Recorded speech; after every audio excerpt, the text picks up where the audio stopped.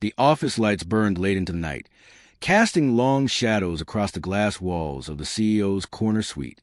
For most employees, it was just another night of overtime, but for her, it was something far more dangerous, something intoxicating.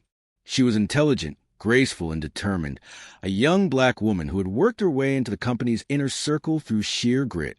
And yet, within the walls of that skyscraper, her reputation wasn't defined by her brilliance, but by a secret only two people shared. He was a CEO, powerful, commanding, and untouchable in the eyes of the world. To everyone else, he was a man carved from ambition, living proof that wealth could buy both respect and fear. But when the door closed behind him, the mask slipped, his voice softened, his hands reached for hers, and his carefully crafted empire of steel and glass melted into something raw and vulnerable. Their love was intoxicating precisely because it was forbidden. No one could ever know. She wasn't his equal, not in the board's eyes, not in society's gaze. She was a woman of color in a world that demanded perfection from her, but allowed his flaws to disappear beneath power. Still, in those stolen hours, none of that mattered. But secrets have weight, and every whispered promise, every kiss stolen behind the heavy mahogany desk, carried the burden of danger. She knew what it would cost her if the truth ever emerged. He knew too, yet neither of them could stop. To her, he was more than a boss. He was a man who made her feel seen, who looked at her with a kind of reverence that made her heart ache. To him, she was not a risk but a refuge, a reminder that beneath the suits and the signatures, he was still human. In those moments, their love felt like freedom, but deep down, both understood it was a fragile illusion, an empire glass, waiting for the first stone to shatter it. The morning after their last stolen moment, the atmosphere inside the boardroom shifted like a storm brewing on the horizon. The long table gleamed under the overhead lights, lined with men in tailored suits and women who wielded silence like a weapon. She sat near the far end, her notebook open, pen poised, though her heart hammered so loudly she could hardly hear the conversations around her. He entered late, as he always did, commanding the room with nothing more than presence. His words were sharp, decisive, and wrapped in the authority of a man who built an empire brick by brick. Yet when his gaze briefly brushed over her, it was cold, distant, as though the tenderness from the night before had never existed. She told herself it was for appearances, that behind the glassy stares of the executives, he was only playing a part. But then came the moment she could never forget. A motion was raised, a restructuring of positions, a reshuffling of power.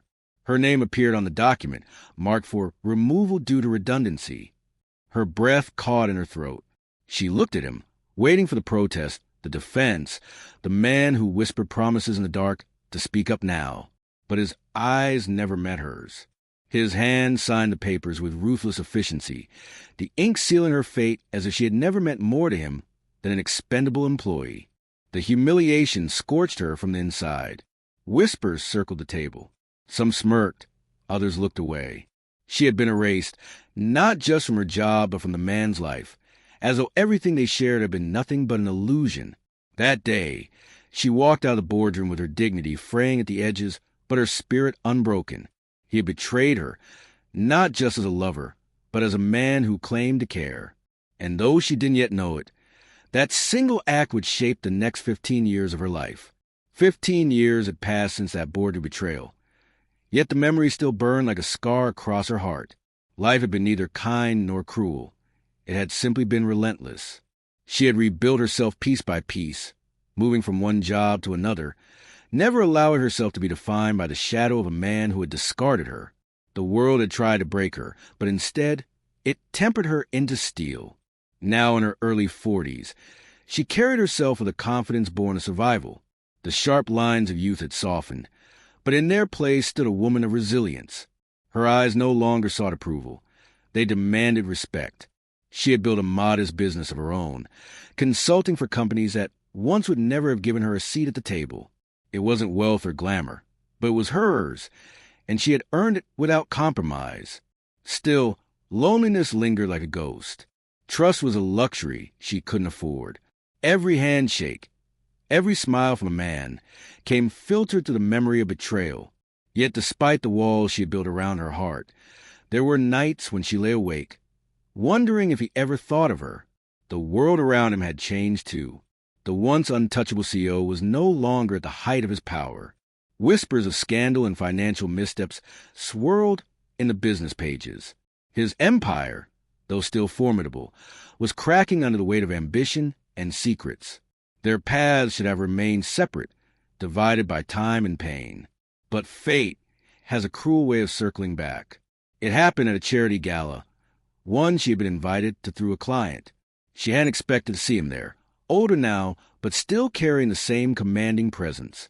The moment their eyes met across the glittering ballroom, the years collapsed in an instant. Her chest tightened. The wound she thought had healed reopened in silence. And in his eyes, those same eyes that once betrayed her, she saw something unexpected: regret. The ballroom shimmered with golden light, chandeliers glittering above as laughter and music floated across the air. She had been mingling near the silent auction table when the weight of his gaze anchored her in place. Time slowed. It wasn't the youthful spark of attraction she remembered, but something heavier, laden with memories neither of them could ignore. He moved first, weaving through the crowd with a determination that unsettled her. Every instinct screamed to turn away, to vanish into the sea of strangers, but her legs refused to obey. By the time he reached her, the noise around them faded, leaving only the thundering echo of her heartbeat. 15 years, he said softly, his voice stripped of the arrogance that once clung to him like a second skin. Her lips curved into a brittle smile. 15 years since you signed my name off a piece of paper and walked away. The words cut sharper than she intended, but she didn't regret them. His jaw tightened, and for the first time she noticed the lines that life had etched into his face. He looked older, yes, but also haunted. I made mistakes, he admitted, eyes flickering with something close to shame.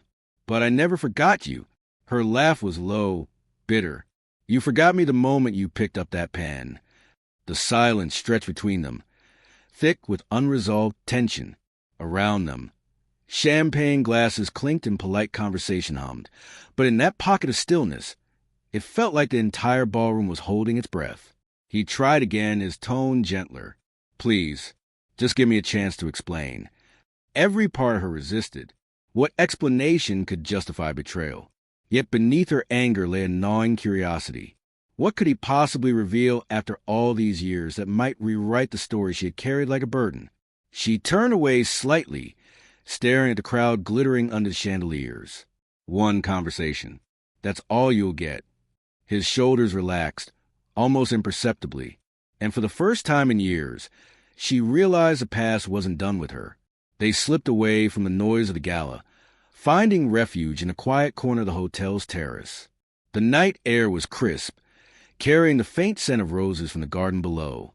For a moment, neither spoke. The silence between them was not empty. It was charged, brimming with questions that had waited 15 years for answers. He was the first to break it. I didn't betray you the way you think. Her arms folded across her chest, a shield against whatever half-truth he was about to spin. You signed me out of the company. You let them ruin me. And you did nothing. His face tightened, and for the first time she saw guilt flicker there. You're right, I did sign. But you don't know why. They gave me a choice. Sacrifice you, or watch the entire company collapse under accusations that would have destroyed both of us. Her heart pounded, a mix of fury and disbelief. So you sacrificed me instead? I thought I was protecting you, he said quickly, desperate. They had information, things that could have destroyed your name forever. I thought if I distanced you, you'd be safe. The words hit like a storm. She wanted to dismiss them, to cling to the anger that had sustained her for years. Yet something in his voice, the raw desperation, unsettled her certainty. You should have told me, she whispered, her throat tight. You should have trusted me with the truth. He looked away, shame written in the slump of his shoulders. I was a coward. I thought I was shielding you, but I was only protecting myself. Her eyes narrowed. And what truth is so dangerous it couldn't be shared? He hesitated, his silence louder than words. Finally, he exhaled, steady but trembling. Because it wasn't just about business. There was someone they didn't want you to know about. Her blood ran cold, a chill cutting through the night air. In that moment, she understood. The betrayal was deeper than contracts and boardroom politics. It was personal, and the truth was only beginning to surface. Her pulse quickened, the terrorist suddenly feeling too small, too stifling for the weight of his words. "What do you mean, someone?" she demanded, each syllable sharp as glass. He shifted uncomfortably, running a hand through his graying hair. "There was a child," he said finally, his voice hoarse. "Our child." Her breath caught, the world tilting beneath her feet. For a heartbeat, she thought she had misheard him, that this was some cruel trick. But the look in his eyes, raw, pleading, told her otherwise. "A child." The word trembled out of her, barely audible. Memories crashed over her. The late-night conversations about family, the dreams they once whispered in hushed tones. But 15 years ago, when everything fell apart, she hadn't been pregnant, or so she believed. He swallowed hard. They knew. The board. They threatened to expose it, to twist it into a scandal. "I was told if I didn't cut ties with you, they'd destroy everything. They said you wouldn't be allowed to raise the baby, that it would ruin your life and career. I thought I was protecting you by ending it all." Her knees weakened, and she gripped the stone railing to steady herself. "Where is this child now?" His silence was unbearable, stretching into eternity. Finally, he said, "She's alive. She's closer than you think." Tears stung her eyes, anger and grief battling inside her. "You kept my daughter for me?" "No," he said quickly, desperate. "I thought I was keeping her safe. I arranged everything so you wouldn't know, so you could move forward. But I see now it was the worst decision I ever made." The night air turned frigid, her body trembling with the weight of revelation. 15 years of betrayal, pain, and unanswered questions had just converged into one impossible truth. She had a daughter she never knew existed, and the man who had once broken her heart was the only link to finding her. She barely slept after that night. The words "our child" echoed in her mind like a drumbeat, keeping her awake, her thoughts spiraling. For 15 years she had grieved betrayal, but now she was grieving something even more unfathomable, a life lived without knowing her own daughter. Days later, she arranged a meeting. He had promised her the truth, and for once, she needed to hear it not from him, but from the person at the center of it all. The cafe was small, tucked away on a quiet street.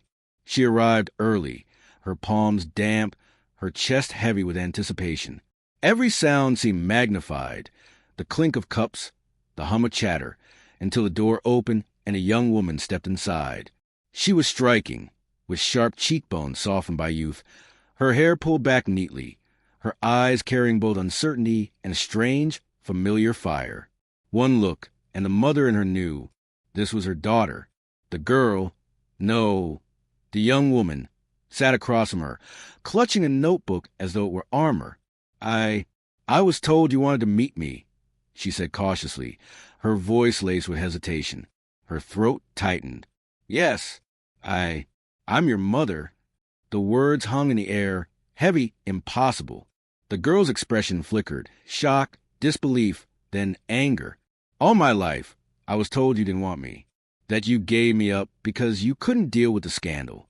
And now you show up." Tears blurred her vision. "That's not true. I never knew. I was lied to, betrayed. If I had known nothing, no scandal, no boardroom politics, would have kept me from you." Silence stretched. The young woman searched her face, as though trying to find fragments of truth hidden in her features. Finally, her shoulders sagged, her voice quieter. "If that's true, then we've both been victims of the same lie." Her heart broke all over again, not just for herself, but for the daughter who had grown up believing she was unwanted. For the first time, betrayal had a new face, the years stolen between a mother and child. The revelation of her daughter's existence had opened a wound so deep it demanded reckoning. It was no longer enough to feel hurt in silence. 15 years of stolen time had to be confronted. She arranged a meeting with him, this time not in a boardroom or a chance hallway encounter, but face-to-face with nowhere to hide. They met in his office, the same space where ambition once pulled them together and betrayal had torn them apart. He rose when she entered, visibly uneasy. His polished composure faltered as she closed the door behind her. "You knew," she began, her voice trembling with restrained fury. "You knew we had a child, and you kept her from me." He ran a hand over his face, guilt etched into the lines that age had drawn. "I thought I was protecting her," he said softly. "Protecting you. The scandal, the board would have destroyed everything. They wanted me to end it. They made me choose." "Protecting?" Her laugh was sharp, bitter. "You didn't protect anyone. You stole her from me. You let me mourn a betrayal, not knowing the greatest one of all was the life I missed with my daughter." His gaze dropped, shame swallowing his once proud posture. "I thought I was doing the right thing, giving her stability, shielding her from whispers. But I see now, I only created more damage." She stepped closer, her voice steady though her heart quaked. "You didn't just betray me, you betrayed her. You let her grow up thinking she was unwanted. Do you know the scars that leaves?" For the first time, he couldn't respond. Silence filled the room, heavier than any boardroom negotiation they'd ever endured. Finally, she said, "The past can't be undone, but you will face it. Both of us will, for her sake." And in that moment, the power dynamic shifted. No longer was he the untouchable CEO, and she the discarded lover. They were two broken parents, forced to reckon with the damage of choices that could no longer be buried. The confrontation had stripped away the last of the lies, leaving only raw truth. But truth alone wasn't enough. There had to be resolution. The daughter, now standing at the fragile intersection of two lives, needed more than confessions. She needed accountability. They met once more, this time with her present. The young woman sat quietly, her eyes darting between the two figures who had shaped her life in ways she never asked for. Her mother spoke first, her voice firm but not unkind. "You owe her the truth, not the polished story you've told yourself all these years. The real truth." The CEO shifted uncomfortably, his gaze fixed on his daughter. For the first time, the mask of power fell completely. "I was a coward," he admitted, his voice cracking. "I let ambition dictate my choices. I was afraid of losing everything I had built. And in that fear, I sacrificed you, both of you." The words landed like a weight in the room. His daughter looked at him, not with anger but with a piercing sadness. "All I ever wanted was honesty. Not perfection, not protection, just honesty." Her mother reached for her hand, grounding her. "We can't erase the past," she said, her eyes locked on him. "But we can decide what the future looks like." He nodded, tears threatening. "If you'll let me, I want to be part of that future. Not as the man who betrayed, but as the father I should have been." Silence followed, thick with uncertainty, but also with the faintest glimmer of hope. The daughter's hand tightened around her mother's. Then she looked at him and said softly, "That depends on whether your actions finally match your words." It was not forgiveness. Not yet. But it was a door left ajar, a chance to rebuild on the ruins of broken trust. For him, it was a final reckoning, not in the boardroom, but in the most personal court of all, family.